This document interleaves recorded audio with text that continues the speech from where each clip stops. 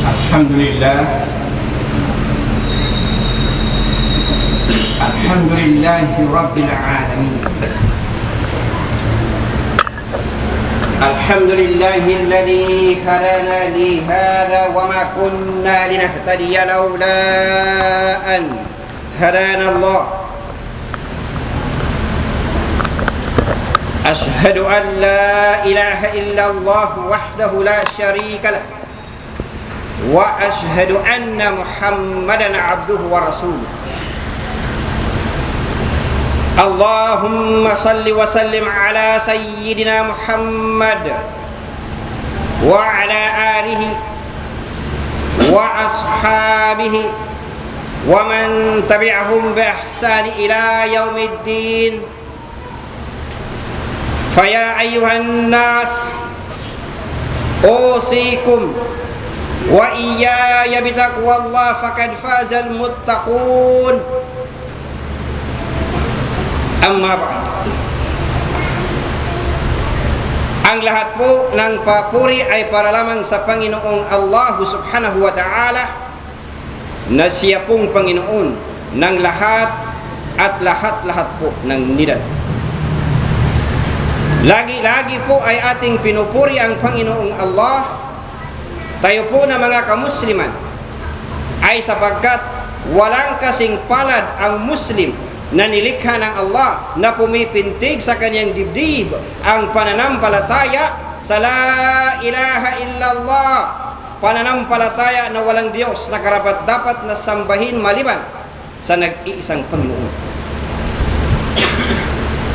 Sa lahat ng bigay ng Allah sa kanyang mga nilikha, wala pang hihigit sa patnubay sa matuwid na landas ng Islam. Ang sino man na kanyang patnubayan sa matuwid ay walang makakapagpaligaw, at ang sino man na kanyang iligaw ng landas ay walang makakapaggabay sa matuwid na daan ng Islam. Kung kaya mga kapatid sa pananampalataya, dapat lang magpasalamat ang bawat isa sa atin at magbigay ng papuri sa Allah na nilikha niya tayo na hindi mga kuffar. Kung hindi, nilikha niya tayo ng mga Muslim. At ako po ay sumasaksi na walang ibang Diyos na karapat-dapat na sambahin maliban sa nag-iisang Panginoon, na ang Allah subhanahu wa ta'ala na walang katulad, nag-iisa. At ako po ay sumasaksi na si Propeta Muhammad sallallahu alayhi wasallam ay kanyang alipin at sugo.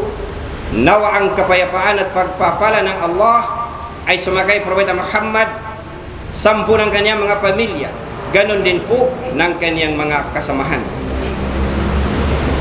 Mga kapatid sa pananampalataya, mayroong isang malaking violation na ginagawa ng kamusliman, mga kamusliman na masambahin. Patungkol po sa tanong, ang kalalakihan, naririnig nila ang adhan, ang panawagan ng sala, ngunit sila ay nananatili sa kanilang mga bahay para doon magsambayang. Ano ang hukom ng Islam? Ito po ang bibigyan natin ng mga punto, mga kapatid sa pananampalataya.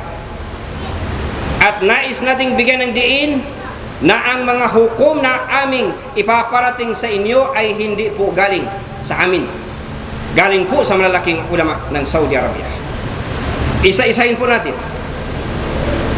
May mga kamusliman na pinababayaan nila ang pagsasambayang sa muski at mas gusto nila ang magsambayang sa kanilang mga bahay nang wala silang katanggap-tanggap na dahilan. Kinakailangan ay matutunan ng Muslim ano ang dapat na gawin ng bawat isa. Ruling number 1, ang nagbigay po ng fatwa, ang Sheikh bin Baz, dating Grand Mufti ng Saudi Arabia. Yumaong Sheikh bin Baz, naway kahabagan siya ng Allah. Matatagpuan Fatawa Islamiyah Volume 2, pages number 331 hanggang 334 for your complete reference, para matiyak natin na hindi ito gawa-gawa at imbento. Ang kanyang ruling, ang ang sala ng kalalakihan ng sama-sama salatul jamaah ay obligatory, hindi optional. Hindi po pwede na ang masunod ang gusto mo, kapatid. Kinakailangan ang masunod ay kung ano ang gusto ng Islam. Hindi po pwede na ang gusto natin ang sundin ng Islam. Hindi natin pwedeng baliktarin. Ito ang kanyang ruling. Number 1, ang mag-iwan, ang pabayaan mo, kapatid, halimbawa, ang tinutukoy po natin ay kapatid na kalalakihan, hindi kasamang kababaihan. Dahil ang kababaihan ay sa loob ng bahay, mas malaki ang gantimpala, bagamat po pwede rin sa muski. Tulad ngayon, Biyernes, huwag lang kukontra doon sa permission ng kanyang husband. Unang hatol ni Sheikh Bimbas, ang pag-iiwan, ang pagtalikod sa salatul jamaah na walang dahilan, walang excuse, walang katanggap-tanggap na dahilan ay isang anyo ng mungkar. Ibig sabihin ng mungkar, ang lahat ng ipinagbabawal sa Islam, ang tawag po roon mungkar. So, ang pag-iwan ng lalaki sa salatul jamaah, sama-sama na pagsasambayang na wala siyang dahilan, nakatanggap-tanggap, valid reason, ay nakagawa ka, kapatid, ng mungkar. Akala mo nakapagsambayang ka, akala mo natuwa sa iyong Allah, yung pala nakagawa ka ng kasalanan. Pangalawa, number 2, ayon sa kanyang hatol, ang 5 obligatory na sala ay kinakailangan na isagawa ng kalalakihan sama-sama sa masjid. Bilang katibayan, ito po ang hadith ni Propeta Muhammad sallallahu alaihi wasallam. Man sami'a an-nidaa falam ya'ti fala salata lahu illa min 'udhr. Ang sino man na marinig niyang adhan at hindi na ito tugunan, ibig sabihin ng tugunan, sinagot, at hindi mo sinagot, ibig sabihin ng sinagot mo kapag tinatawag ka, ang pagsagot, lumapit ka sa tumatawag sa iyo. Halina sa salah, tinatawag ka, ngunit hindi mo tinugunan, ibig sabihin ng hindi mo tinugunan, hindi ka pumunta sa muski. Ulitin natin yung hadith. Ang sino man na marinig niya ang panawagan ng sala, ibig sabihin adhan, at hindi na ito tugunan, walang sala para sa kanya, maliban na lamang kung mayroon siyang excuse, mayroon siyang katanggap-tanggap na dahilan. Halimbawa, nakaratay siya sa banig, may sakit. Yan ang isa sa mga katanggap-tanggap na dahilan. Mga kapatid, sa pananampalataya, naiulat rin sa isang hadith ni Propeta Muhammad sallallahu alaihi wasallam patungkol sa isang bulag na lalaki. Sabi niya, o sugo ng Allah, walang gag-guide sa akin na maghatid sa akin sa masjid. Sabi niya, mayroon ba akong permiso na sa bahay na lang ako magsambayang? Bulag yun. Ang dadaanan niya, mga puno ng datilis, at pwede siyang malaglag sa isang bangin. Bulag na walang aakay. Humihingi siya ng permiso. Ano ang sabi ng Propeta Muhammad sallallahu alaihi wasallam? Hal tasma'un nidaa bis salah? Naririnig mo ba ang adhan? Naririnig mo ba ang panawagan ng salah? Sabi nitong bulag, opo.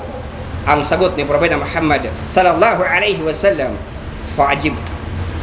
Kung ganun ay tugunan mo, kung ganun ay sagutin mo, kung ganun ay pumunta ka ng muski. Ibig sabihin, mga kapatid, sa pananampalataya, ayon sa fatwa ni Sheikh Bimbas, ay obligatory na ipinag-uutos sa bawat lalaking Muslim na tayo ay magsambayang ng sama-sama congregational salah, maliban na lamang kung mayroong kang katanggap-tanggap na dahilan, valid reason. Ruling number 2, ito pa rin ang pinupukusan natin, itong patungkol sa mga kalalakihan pasintabi. Naririnig nilang adhan, pero mas gusto pa rin nila magsambayang sa bahay, kanya-kanya. Number 2, ruling. Ang nagbigay ng ruling, Sheikh Ibn Jibril. Ano ang kanyang ruling? Hindi pinapahintulot. Ibig sabihin ng hindi pinapahintulot kapag ginawa mo, nagkasala ka, haram. Hindi pinapahintulot na pabayaan ang salatul jamaah. Ito, mga kapatid, ay malinaw. Fatawa Islamiyah, volume 1, pages number 385 hanggang 386. Ito ang sitwasyon. Bago natin basahin ang fatwa ni Sheikh Ibn Jibril. Basahin muna natin ang sitwasyon. Ano ang sitwasyon? Pasintabi. Lagi-lagi na ikaw ay nagsasambayang kapatid sa takdang oras. Ngunit ito ay hindi mo ginagawa sa loob ng masjid. Bagamat katabi mo lang ang muski, katabi mo lang, nandyan lang sa paligid mo at dinig na dinig mo ang malakas na adan na panawagan sa pamamagitan ng mic. Di mikroponong panawagan. At ito ay ginagawa mo kasama ng mga anak mo sa loob ng inyong bahay. Ang tanong, ito ba ay pwede o ito ay hindi pwede? Ito po ang kanyang hatol. Number 1, hindi ipinapahintulot para sa iyo na talikdan mo ang salatul jamaah sa masjid kahit na magsama-sama pa kayong pamilya na magsambayang sa loob ng bahay.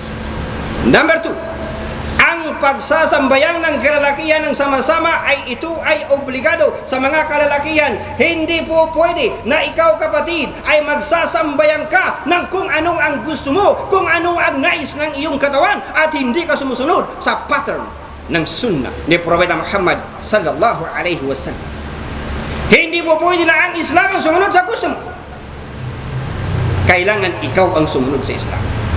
Ito ang formula to live a good life. Walang ibang formula. Kapag binaligtad mo, sira ang buhay mo. Maniwala ka.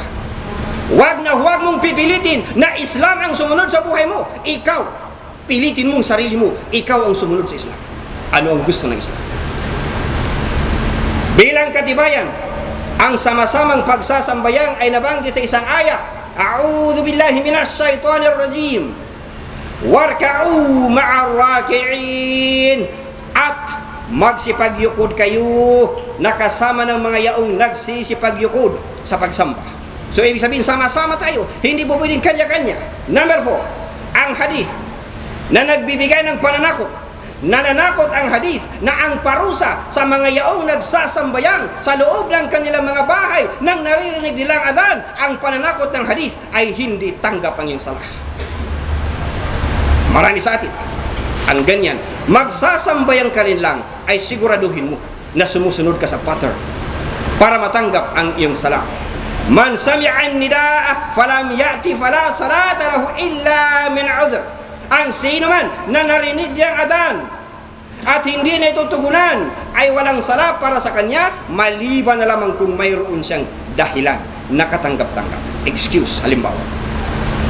Number 5, kung ipinapahintulot ni Propeta Muhammad sallallahu alaihi wasallam na magkanya-kanya tayo magsambayan sa ating mga bahay, tayong mga kalalakihan, bakit yung bulag hindi na binigyan ng permit? Bulag at ang dadaanan niya ay bangin, may mga datilis at wala siyang guide, pwede siyang madisgrasya.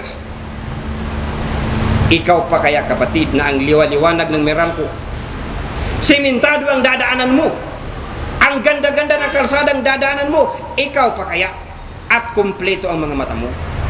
Ikaw pa kaya ang hindi dapat? Pang-anim, at ang mga yaon na mga Muslim nagbas gusto nila magsambayang sa loob ng bahay kaysa magsambayang sa muski.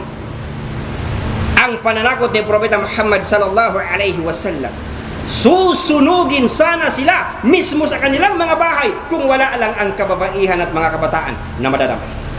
Ganun katindi yung kaso na ito. Ngayon ang tanong, bakit?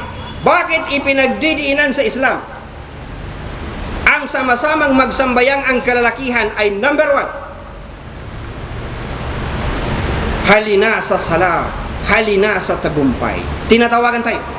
Number 2, upang ang mga Muslim ay sila ay magkaroon ng pagtatagpo-tagpo para magkita-kita tayo 5 beses araw-araw. Paano natin malalaman ang dinaramdam ng isang kapatid sa pananampalataya?